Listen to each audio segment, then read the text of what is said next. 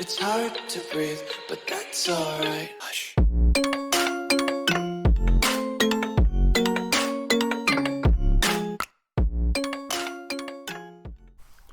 Hey, what's going on, guys? Welcome back to another video. Now in this one I'm going to be going over a recap on gold. It was a very nice trade. There was multiple scaling opportunities. All my targets all the way down here. There's multiple scaling opportunities and it was just a genuinely nice trade, in terms of textbook setup. Everything lined up nicely, in terms of momentum. We were buying in the selling in the premium. We were taking targets at discount. So it was a very nice trade in terms of what should happen. Now, obviously, you can use this to learn. I find when people trade recap and they discuss it properly, that's when you start to learn a lot. Okay, so before I let me just quickly put the candle off to here because this is where the whole trade ended. Right, this is where I went to bed not went to bed, but this is where I stopped trading. So the first entry was here, but I won't jump into that in a minute. I'll jump into that in a minute. So first things first, if we go on a high time frame, we can see here that price overall is bearish, right? We're moving to the downside, and again, when we've spoken about market structure earlier on in the video, it's very important that we map it out. Okay, so we got a high here, we got a low, we do have a low here, we have a high there, low there, high there, low, high, low, high, right? But you get the idea. Price is moving to the downside. And this is what I mean is when you look at market structure, it doesn't just move in a channel, right? It moves how it wants to move. But as long as you understand swing points is very important, because like I said, I always say in the course, understand swing points is very important. Okay, so as you can see, price is overall pretty bearish, right? It's moving to the downside. So what we're going to do, we're going to look to sell. So I didn't go on any other time frames because I was happy with my high time frame bias anyway. I'm at this point bullish on the dollar short term because around the time it was the end of June, we're coming to those under pumps and dumps, and fundamentally I was pretty bearish on the dollar anyway, bullish on the dollar anyway. So yeah, price moving bearish, so we knew that we were looking for sells. Okay, so what I'm going to do is if I just jump straight down to the 1 minute time frame, you can see here I've already got the trade out. I should have went back in time and just let it out and manage it, but I'm going to explain everything in my thought process. Okay, if you look here, right, we can see here that price is moving bearish. There's imbalances in price, and we must obviously adapt to new market changes. So once we see an initial move and a break of structure like we've seen here, because like I said, I trade break of structure I map out using the candles, the bodies, right? So I don't use the wicks and look for break structures. I use the bodies. Okay, type 3 I believe it was I use. So whatever you use is completely up to you. So a lot of people, this wouldn't be a break of structure, but to me it was. Also, we took out this previous range, and also as well, another thing to mention within here is look at the sessions that we were trading. I'll jump into that in a minute. But as you can see, price came back up, filled this imbalance, and also it mitigated an order block here, right? And when I say an order block, this is a breaker block trade setup. Okay, so if you don't know, well, you obviously know what a breaker block is, but it's pretty much just mitigating an order block from previous price, right? Imbalance, mitigated an imbalance. We've seen a sharp sell-off, right? We've broken structure. Momentum at this point is to the downside because, as you can see, it took 22 bars, right? Now, I know this is titled under confluences, and I'll jump into the confluences separately, but I wanted to show you, obviously, in action what the confluences are. So we're trading from order blocks, and within those order blocks, we're looking for the imbalances. Okay, so as you can see here, this order block is here. There's an imbalance in price here, right? So this again is a valid order block. Also, break of structure. Okay, this Fibonacci tool here, as we've spoken about earlier, is our, in the pink zone, that's our, premium zone. In the blue zone, that's our discount zone. So when we're looking to sell, we want to sell at a premium, and when we're looking to buy, we want to buy at a discount. Okay, at this point, we were looking to sell because the overall structure of the market was bearish. So we were only looking for sells. I wasn't interested in buys. I don't care about looking for buys because the market structure is bearish, right? So yeah, pretty much we're looking for sells. Okay, so as you can see, price came back into this premium zone in which we're looking to sell. We did, however, create this sort of, we sort of tapped into this imbalance and sold off. Okay, But at this point, I didn't take this trade here. You could have if you really want to. I can include it if you really want to. You could have took the trade. It's absolutely fine. It's 3 pip stop because obviously gold. This is gold. This is different. This may look like 30 pips, but on gold, the point is in the numbers there. So you could have took a sell from here and scale in here. That's absolutely fine. But if you want extra confirmation, take the sell off the next trade, right? So this is a nice, just under 10.5% trade. It was a 4 pip stop and a 41 pip take profit. So it's a very nice clean move in terms of textbook setup. As you can see, we're selling in the premium zone, which is this Fibonacci tool, right? So 0.5 to the 1 is our premium zone. In terms of momentum, you can see that I measured from this high to this peak in price to this low. As you can see, I only took 22 bars to reach the downside, right? So from price to reach from here to here, it took 22 bars. However, when we look at the bullish market, we can see here that it took 82 bars from price to reach the same point to the same point. So that indicated that there's so much bearish momentum in the market right now. So we would not want to buy one bit. We only want to sell. Okay, if you wanted to buy, you wanted to look at breaker structures, that's fine. You could buy from this imbalance, you could buy from this order block mitigation. But when you trust the process and you trust the market structure, right, we're only looking for sales. So we're not interested in these buys here because we're looking for the bigger returns, right? Because if I bought from here, right, after this, let's say bullish close here, right, if I had bought from there, my stops would be below here and I'd be targeting this equal highs here. That's only 1.82%. Why would you want 1.82% when you can have just under a 10.5% trade? You get the idea. This is why structure is very important. Again, as you can see, price tapped into it and we broken structure. If I just move this out the way, you can see here that we had this nice structure break. SB just means structure break. I used to use the term BOS, but it got quite annoying. When I used to write BOS, it just sounded like writing bullshit, right? So I changed it to structure break, so an SB, and it sounds much nicer, okay? So as you can see, we had this structure break to the downside, which indicated a valid order block, again, because there's an imbalance in price here, order block here, nothing above there, and again, as always, we're selling at a premium. So if we wanted to trade this imbalance, it wouldn't be valid. We wouldn't want to trade an imbalance because it's not in the premium zone, right? So if you trade imbalances, it would have been taken out depending on where your stops are. So obviously we traded the open of the order block because there's an imbalance there. And as always, we're selling in the premium. And as you can see, price tapped into this very nicely. This bearish candle, I think my entry was a bit lower. But this bearish candle closed below the previous bullish candle, which indicated a great entry signal. And as you can see, price just continued bearish and continued bearish. Came back up as expected. And as you know, there was an order block here. And as always, if you are trading order block, you need your stops above the wick. So if you wanted to trail, if you wanted to not trail in, but if you wanted to take a trade here, as you can see, price came up, right? What happened is this bearish candle, right, closed below the previous bullish candle. So what we could have done is entered on the open of that, right? We know there's an order block here, but we need, as long as we're staying below this wick, that's all that matters, right? Stops above the wick, 3.9 pips, and again, just targeting down here. And again, that's a nice scaling opportunity with a 5.3% return. But this trade was very nice, right? The reason why I entered here and targeted down here is because there was a 1 minute order block which hasn't been touched, hasn't been tapped into. You can see there's an imbalance in price here, right, in which the order block was valid.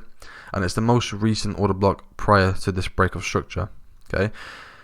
I didn't target this order block here because even though it created this breaker structure, this was the most recent breaker structure. And as you know, when you've gone through the course, we focus on the most recent order blocks, right?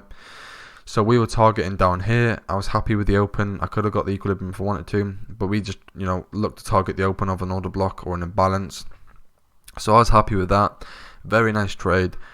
Scaling there, as I said. Also to mention as well, there was liquidity resting below. As you can see, this is a perfect equal low, and this is what I mean by equal low, right? As you can see, if we just move this out of the way, this was an equal low. Price tapped into it, seeing a short-term reaction. As always, I speak about this all the time. Double bottoms and double tops, they hum and harm with it. I don't trade it personally, right? But I never traded it personally anyway, but we see it as areas of liquidity. because we know, yes, there was a double bottom. We did see a short-term retracement to the upside, right, in which we're looking to sell. Then the people that were buying here with their stops below all the way over here, looking to hold the trade up to the highs, they would have been taken out of the trade. Because we know that double bottoms, they don't really work, but they do if you're looking for a quick scalp, but they don't really work, right? We're overall looking for sales. Why the hell would we want to buy anyway from a double bottom? You get the idea. Also, if you're looking at this and you think, well, this is a head and shoulders, I could have just traded a break up a head and shoulders. Again, that wouldn't work, because if you're especially trading break and retest, you have this neckline here. Price didn't even pull back, right? And this is the power of order blocks. We know that price is going to pull back to this area. Again, let me put this visual order to the back. Again, if you look at this order block here, yes, there's an order block here. Yes, price closed above, but it's within this wick range. So within this whole range was 6 pips. So we would have had a 6 pip stop if we were taking the trade off the open, because remember, this is cut in previous price. So our stops would have been above those wick, and we would have still been in the trade regardless. Okay, but yeah, very nice trade. So when I talk about confluences as well, another one here is measuring his current momentum. So 7 bars to reach this point to this peak, then from this point to this peak as well, from this peak to this point, it took 12 bars. So that tells us momentum is still bearish. Momentum is still to the downside. There's an equal low here. Again, that's liquidity. We're targeting a 1 minute untouched order block with an imbalance just above it. And we're looking to take our profits within the discount zone anyway, the whole range. So it's a very nice trade. We're selling in the premium, we got the momentum, and those are the 2 confluences that I look for. Well, 3 confluences if you want to include imbalances, but in order for an order block to be valid, it needs to be in balance that hasn't been tapped into. You need to remember that, okay? In order for an order block to be valid, there needs to be an imbalance above or below the order block, right? But it was a very nice trade. We broken structure. We mitigated order blocks. We could have caught the initial move here, but it wasn't as high probability as it was this one, just because this broken structures, and this was more of a confirmation trade, right? Because this was short-term bullish movement. We broken structure, right? Sort of, I suppose, created this double bottom. We just knew that when price is creating a double bottom, it's going to eventually break structure because it's just liquidity. Right, the market's attracted to liquidity. There's imbalance in price, which has already been tapped into, but it's been partially taken. But there's an order blocks down here, so we know that price is going to tap into those lows, right? And again, we're overall looking for sales. This whole move that you can see here, just looked like a compression into this supply zone. So if you want to sell from there, so that's fine. This was a classic compression into our supply zone. Okay.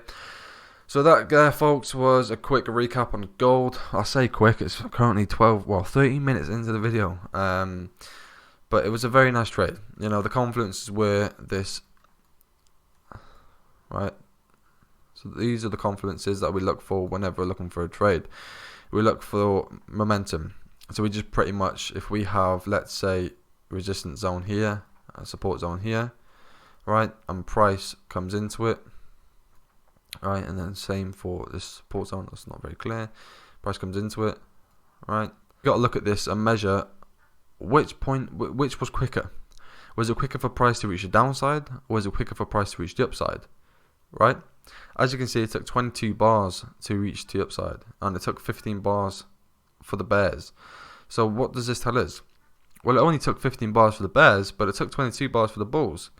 So the bears are clearly in control because it took less bears to push price down than it did bullish, for the bulls to push price up. And it's exactly the same when you look at this here, right? We look for this bullish move when the bears were in control. Well, when the bears were pushing price to the downside to the equal point, it took 17 bars. But for price to retrace back to this equal highs, right, or whatever, if price continued upwards, then that's fine. We just measure the current highs, right? If price went like that, we just measure these highs, right? As you can see, it took 17 bars for the bears to be in control, 15 bars for price to push back up. So this tells us again that momentum is to the upside because it took less bars than it did for the bears, right? When it comes to this, the reason why I'm just quickly touching up on it is because I wanted to just quickly touch up on it. Reminder doesn't hurt, right? It's nice to have a reminder now and again about trading. Again, when price is trading like this, right? What we want to be doing is we want to be selling within this premium zone. So if there's an order block here, what we're going to do is, right, if all these lines here that you are seeing are order blocks, what are we going to be doing? We are going to ignore this order block. We're going to ignore this order block. Why? Because it's not even in a premium zone. Why the hell would we want to sell here when we could sell the hell up here? You know? And this again would be a bigger return. Price will then tap into an order block and sell off.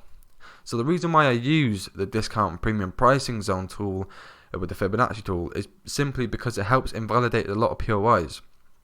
And you know, it's the exact same when we're looking for buy opportunities. You know, if I just quickly go ahead and clear all this, if we're looking for buy opportunities, and let's say price is doing its own thing, right? We're looking for buy opportunities, whatever, right? So price is coming down, order block here, order block here, order block here, right? If there's two order blocks in the buy zone or the premium zone, that's fine. All we have to do is know how to react to it. If price started to create this and we've seen a fake out there and price quickly resume back into it, broken structure above, we look to mitigate that order block, because this tells us this is the accumulation phase. So price will then tap into the order block and continue upwards. Okay. If, however, price ignored that move and continued bearish, then we look for a reaction off this one, right? Either if it's a bullish candle above the previous bearish candle, again, that's confirmation that bulls are in control. As soon as we see that shift in momentum to the upside, right, that's when we get into the trade. But anyway, going back to topic, if there's an order block here, order block here, order block here, well, let's just ignore this one for now, right? If there's an order block here in the discount zone, there's two order blocks here, we wouldn't buy from any of those order blocks because it's not within the discount zone. Again, it just helps invalidate point of interest, POIs, right? So yeah, you can look at this if you wanted to, guys. You can save it, it's up to you. Price simply just tapped into this nice imbalance, obviously a breaker block. We've seen a reaction, we've seen the structure breaks. This is a valid order block of an imbalance. We're selling the premium, so if you want to take a sell position from here, that's absolutely fine. If you want to take a sell position from here, that's absolutely fine, but you would have been stopped out at break even, but you could have scaled in, right? Again, to confirm, if you want to get that better entry, you want to confirm that move. Again, we've seen a structure break, equal low liquidity. Again, we want to be selling in the premium zone. Okay, so price pulled back into the premium zone. This is the only order block within this premium zone, so we're going to sell from it, right? You could either sell from the open as a risk entry, or you could wait for that bearish candle to close above the previous, close below the previous bullish candle, and then take a trade from there and look to target down to the lows. Targets would just simply down to this 1 minute order block, which hasn't been touched into, and again, it's just targeting these sort of equal lows, right? Again, we don't want it down here because price didn't really tap into this area. It's already sort of tapped into it here anyway, and this is the most recent order block before this break of structure here that we've seen. Okay, so again, guys, it's a very nice trade, a very simplistic trade. The confidence is lined up. And another thing that I forgot to mention as well, make sure that you're trading within inside a certain kill zone, right? At the time of this trade, it was between 12 to 1 o'clock, right? Specifically between 12 and 12:15. Well, let's go, yeah, 12 o'clock right until 20 past 12, right? And that is a great time for reversal. So when you see, this is the New York session kicking in. This is my personal trading hours, right? When 12 o'clock comes round, between 12 and 1, we could expect a reversal, right? It could happen at 20 past 1, could happen at 20 past 12, could happen at 12:15, we don't know. But as long as we start to see those reactions and it's within inside that hour, we know there's going to be a reversal about to happen. Because what happens is, you'll have the Asian range, which will be over here. It will have a London push to the downside. And then what will happen is, we see that short-term retracement to the upside. And then New York kicks in. And whatever price is doing at the current time, price will just reverse. So as you can see, during London, price is moving up. Right, this compression into our supply, initial point of interest, compression into supply zone. Price sold off as the New York kicked in. Again, the overall structure of the market is bearish.